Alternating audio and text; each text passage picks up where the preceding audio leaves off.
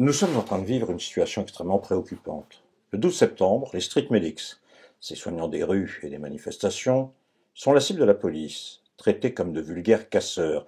J'ai diffusé ici même un témoignage accablant pour la hiérarchie policière.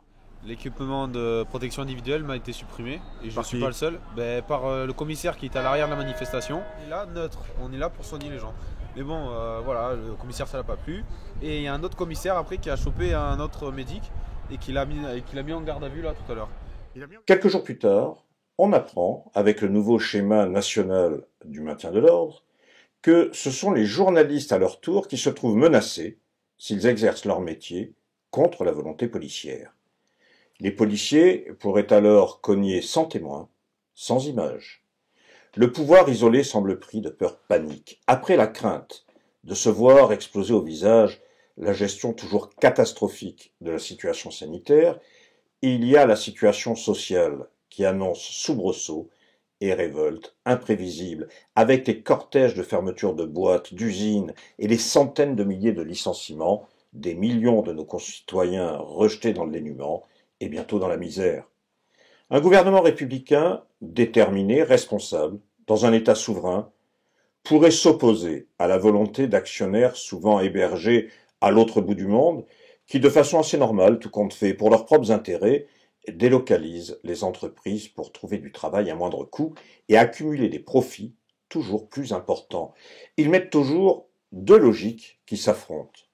D'une part, celle d'entreprises et de financiers, qui ne sont pas là pour la philanthropie, mais pour gagner toujours plus, accumuler toujours plus de profits. D'autre part, celle des travailleurs, qui n'ont que leur travail pour vivre et qui, au chômage, peuvent simplement crever. Il faut choisir. Le pouvoir au service des actionnaires, des banques, des grands fonds financiers, a fait son choix.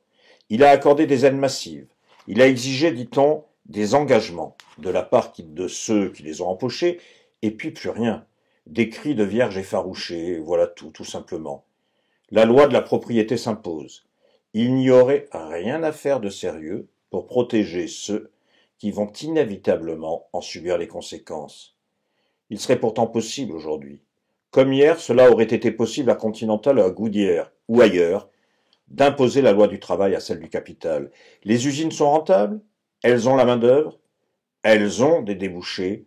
Alors, si les actionnaires veulent s'en aller, bon vent, bon voyage, les usines sont là, le pouvoir pourrait les nationaliser, s'en emparer, remettre en place une production nécessaire à la vie des travailleurs et des régions toutes entières. Évidemment, Emmanuel Macron, porté au pouvoir par les grandes puissances financières, a fait le choix inverse. Voilà pourquoi il prend des risques.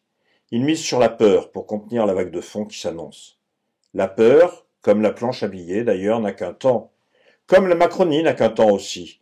La Macronie dont les candidats aux dernières 6 élections législatives partielles, marquées par un taux d'abstention record, ont été bonnement et simplement balayés.